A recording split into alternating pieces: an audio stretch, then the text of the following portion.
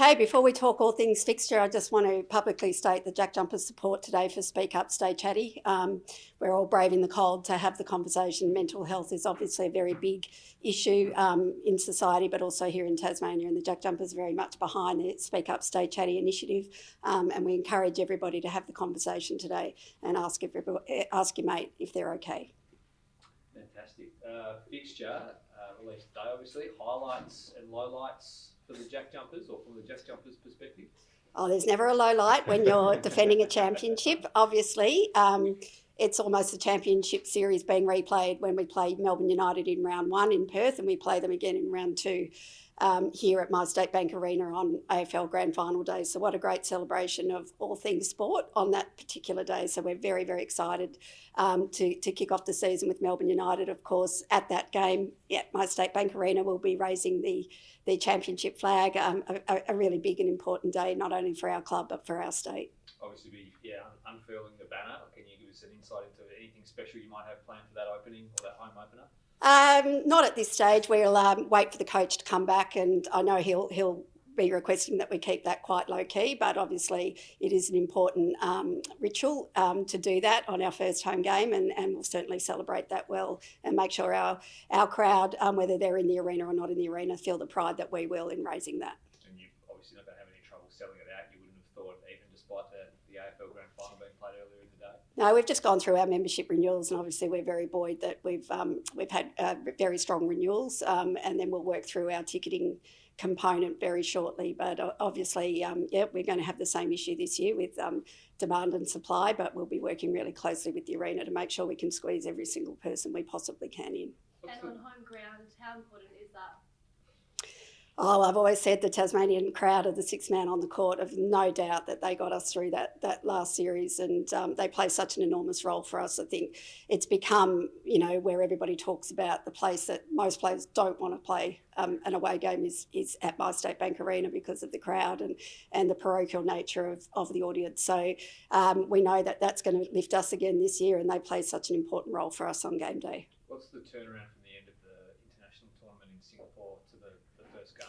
Yeah, we've got a pretty tight schedule in September. We play in Singapore from the 12th to the 15th of September. We'll fly straight to Perth.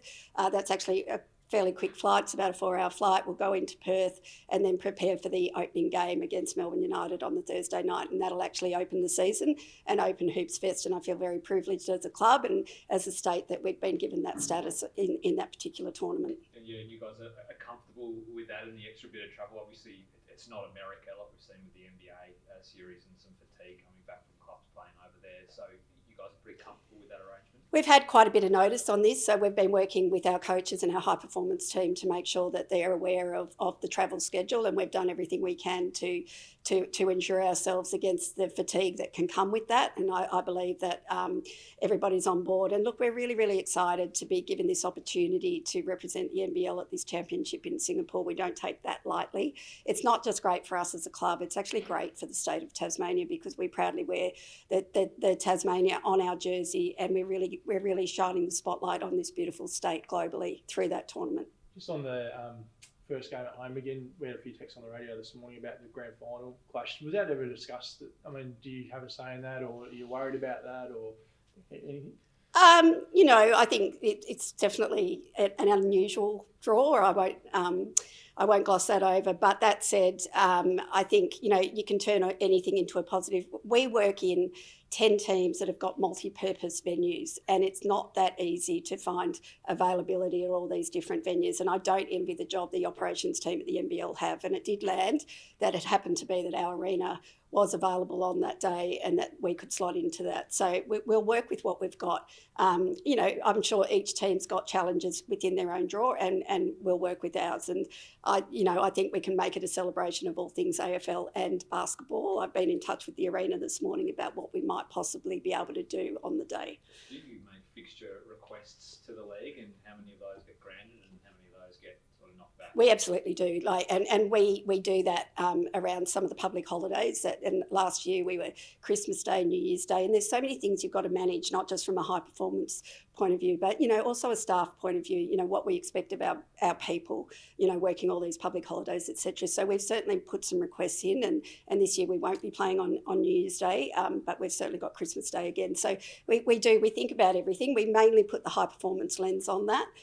Request what we can, and we generally just concentrate on the home draw, and the rest of it takes care of itself, and we certainly did that this year, and that's probably something that Darren might like to speak to a little bit more. With Christmas Day, was that a request, or is that something you told that the NBL want you to do, and do you think that'll be an ongoing thing, a marquee game? The thing about Christmas Day is that it is a great success for the NBL from a broadcast point of view, and we all know that the Jack Jumpers sit at number 1 or 2 in terms of popularity in the NBL, so it does make sense to put one of their most popular teams, and the Kings being the other, on that day. So there are challenges with Christmas Day. I found it was really, really well embraced by our people last year. We had a very full stadium.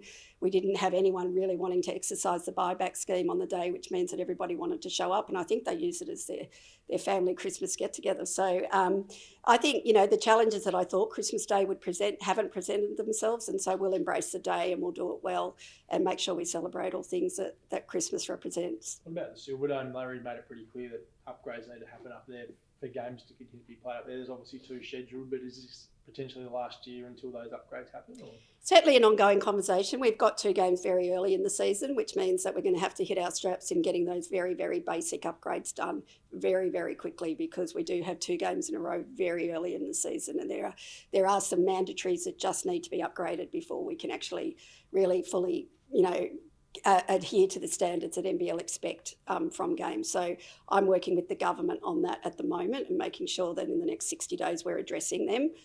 We'll have to readdress it if those upgrades aren't done, but at this time I have enormous faith that we'll get those basic upgrades done for this season. Coming into season 4, it must be a little bit frustrating that the facility at the Silverdome isn't quite up to spec or up to the level that you want it to be. There is, and I mean, I feel for our people as well that they're not quite getting the experience that they could be. So my job is to represent all stakeholders, and one of them is the stakeholders that come and attend games, and at the moment that experience is not great, and also our players don't have the best facilities in change rooms, our lighting's not great, our sound, and so the list goes on. So working on all of those things absolutely is paramount to making sure that we've got a first-class professional product going into the Silverdome, and at this point in time that's not exactly what's happening. Where's the feasibility study into the potential expansion of My State at? Is that sort of ongoing as we speak? That's correct. There's a feasibility study that's almost at completion that'll make recommendations to the government about the expansion of that arena.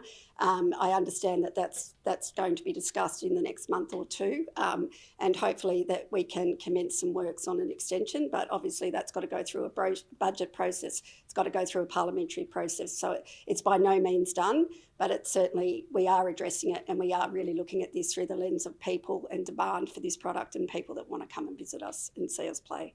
And high performance, when are you expecting to push the go button on the move to Kingborough and getting things shovels in the ground down there? Yeah, an announcement on the site is imminent, and it could be as quickly as next week or the week after on where we're actually going to build this site, and from then it's all systems go. So I've been working with the Infrastructure Tasmania. I've just come out of a meeting with them, and we've got a timeline in place, and we'll announce that as we go. But I feel very buoyed by the fact that we will be announcing a site. We've made it very public that we promised Scott by the time he got back that his high performance centre would be announced, and I'm very pleased to say that we're going to beat him, and we're going to get that announced before he comes back. How quick will he have to put that trophy away when he gets back? Will he want it out and about? You mentioned about having a low-key sort of banner unfurling. Is he going to want to move on straight away? What trophy? That trophy will be locked in its cupboard, and yes, we will still ask people to come and enjoy it. It will be it'll be housed at the Kingborough Sports Centre during the week, and we'll take it to the arena for games, but it's not something we're going to focus on. As I said, that trophy's become embedded in our history, and we're very, very, very proud of what we've achieved, and that trophy becoming part of our history. But next season is next season. We're bringing in a whole lot of new players, and part of inclusion is to make sure that we're not focusing on the past, that we're moving forward to the future. And our players that are coming into our program need to feel welcome and not need to feel like they've missed out on something amazing. So once again, just embedded beautifully into our history, but we move forward. Darren, maybe a couple for you in terms of, I guess, the kicking off the championship defence. The team seems pretty well prepped to do so. The fixture, the roster's sort of organised now. High performance centre sort of on the way. How well prepared do you feel as a club to defend this championship? Well, it's been a lot of work to get to where we are. We didn't just sign guys, in a week. It's taken months to kind of work that out and put the strategy together. Coach has done a fantastic job of scouting talent across the globe, not just in Australia. Let alone all the work that Christine and the team have done with government working on facilities and things. So, it's been a lot of hard work, but we're really feeling excited about the upcoming season with what's happening off the court, but also with the team that we've created, and hopefully that can lead to some success. What about the championship defence itself? How difficult is it going to be when you look at the fixture that's been put in front of you, do you think? It's going to be pretty tough. We're starting off twice against United, the championship finals opponent there. So, but it makes it pretty exciting. We'll be able to kind of leverage where we're at quite quickly against one of the, typically one of the powerhouses in the league. So, and they'll be looking at us exactly the same way. So I think it'll be a nice litmus test for early in the year to see where we're at. As I said this morning, there's a bit of January sort of pretty action-packed. I think there's a few games inside 2 weeks, might be 7 games or something like that. Yeah. It's pretty hectic. Yeah, it's busy around that time. Luckily, we've got, I think, 5 out of those 7 games, I believe, at home. So at least our guys can kind of recover quickly, be around family and be supported throughout that busy schedule. So, it's a great opportunity for fans as well to see some rapid-fire games at home as well. But, yeah, it's busy, but there's always going to be a portion of the season that is like that. And luckily for us this year, we've got a lot of them at home. And with the September period too, will you go Blitz, Singapore, Perth without coming home, do you think, or will you in and out? Yeah, it's looking like that. It looks like the Blitz may be cut a little bit short for us. We'll get through what we need to get through there, and then go straight to Singapore and utilise those games really as the continuation of our pre-season. Really just try a couple of things with our roster.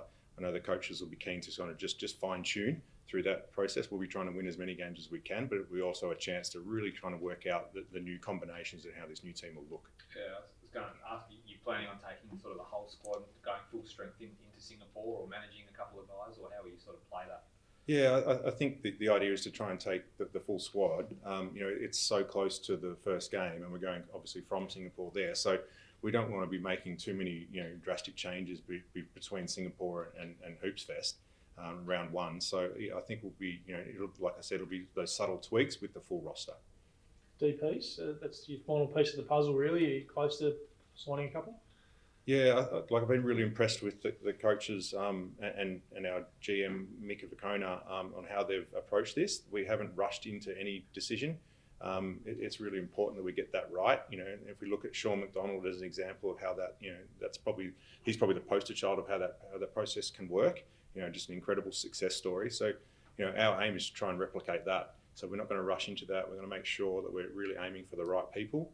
And our coaches have identified a few young talented guys. So we're starting to really refine that and zero in on a couple of guys. Did you focus on Tassie people at all, or can you tell us that? Yeah, we always look at Tassie talent. We monitor them, literally weekly. And particularly like those guys in the US as well at college. We are definitely keeping our eye on them. So that would be, a high priority if we can achieve that. But it can't just, being Tasmanian is not the only ingredient to that. They've got to be able to fit that mould, and so we'll look for the best talent. Hopefully, that's some Tasmanian guys. Any further indication of Will Magnay and what his sort of future might hold this year in terms of NBA interest and whatnot, and whether or not you'll have him for the entire season? Yeah, it's a really exciting time for Will. He's been in the US trying out for a couple of teams. So, selfishly, we would love him to be here for the season. He's such an important player for our team, and what he brings to the table is pretty unique. But we would never hold him back from those kind of opportunities. We would be very proud of the role that we've played, and our coaches and staff have played to allow him to get to that level. But if that was to happen, that's a big hole to fill, and we have been working on some contingencies if that was to take place. Are you expecting that to maybe eventuate? I'm not 100% sure. I think Will's very talented. I think he probably could play at that level. I do think he could play at that level. But those NBA evaluators and coaches will make that decision. We've just got to be prepared either way. What's that look like? What's it called? Is it just called a replacement player if you have to get someone in, or what are they actually titled? It'd be a replacement for him, but it's not like an injury replacement, something like that. We'd be looking for just a positional change, looking for the talent that could fill that gap.